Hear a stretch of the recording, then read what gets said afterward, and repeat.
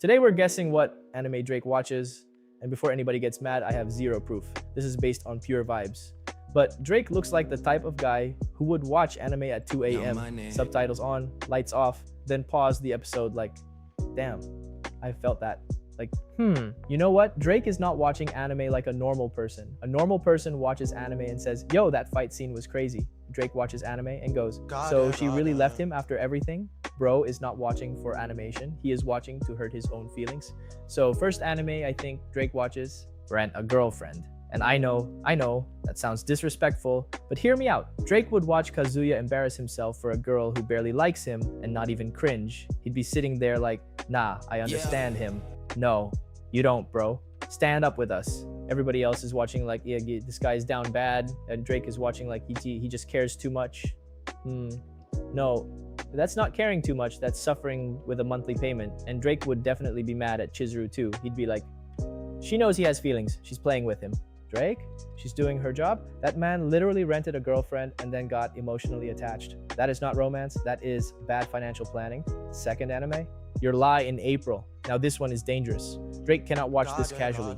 He would watch one sad piano scene and immediately start looking out the window like he's in a music video.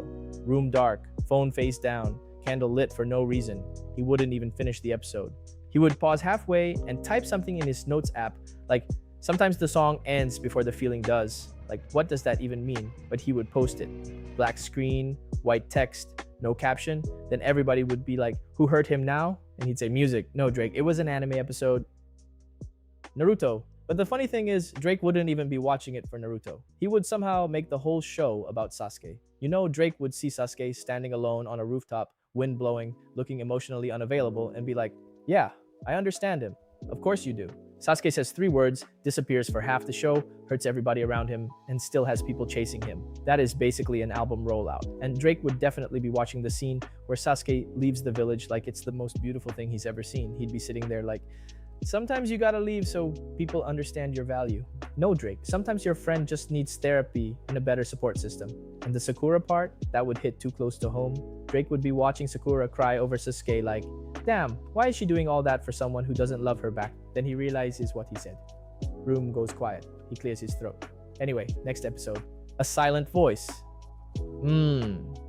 This one might actually destroy him. Drake cannot watch A Silent Voice alone. That movie would have him apologizing to people from 2014. He'd finish the movie, stare at the ceiling, then start texting people like, hey, I know things ended weird. Hope you're good. And she's married. With kids. Like, brother, relax. The movie was about forgiveness, not reopening old conversations at 1:36 a.m. But that's what happens. Any anime with regret, missed chances, silence, rain, or somebody staring out a train window, Drake is finished. That's album fuel. 5th anime, Death Note. Now this one is funny because I don't even think Drake would watch Death Note like everybody else. Everybody else is watching Light and L play 4D chess. Drake would be watching Misa like, damn, she's loyal. And that alone tells me everything I need to know. Because Misa could be getting ignored, manipulated, lied to, used as a pawn in somebody else's god complex. And Drake would still be sitting there like, at least her heart was pure. Bro, please, focus on the murders. There's a whole supernatural notebook killing people, and Drake is worried about whether Misa's love language is being appreciated. And Light would annoy him too, not because Light is evil, but because Light acts like the type of guy who would leave someone on read and call it strategy. Drake would be watching like, nah, I don't like how he talks to women. Which is crazy because it takes a very specific anime villain to make Drake start giving relationship advice.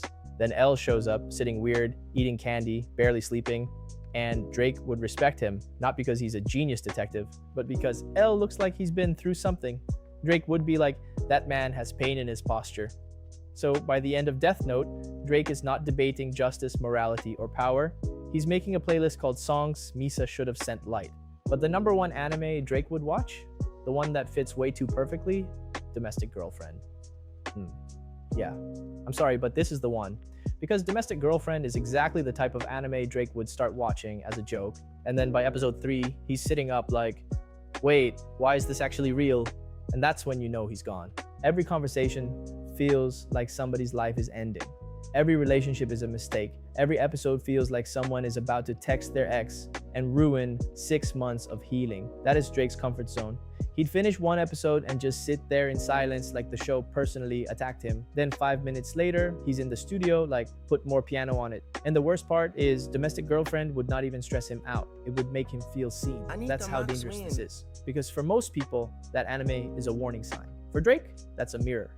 So yeah, Drake is not opening Crunchyroll to watch somebody power up for 20 minutes. He's looking for Heartbreak with subtitles. His anime list would probably be Rent a Girlfriend, Your Lie in April, A Silent Voice, Death Note but only for Misa, Domestic Girlfriend, and one random Naruto episode where Sasuke leaves the village. Not the full arc, just that episode. Then he closes the laptop, sits in silence for a little too long, walks into the studio and tells the producer, put more piano on it.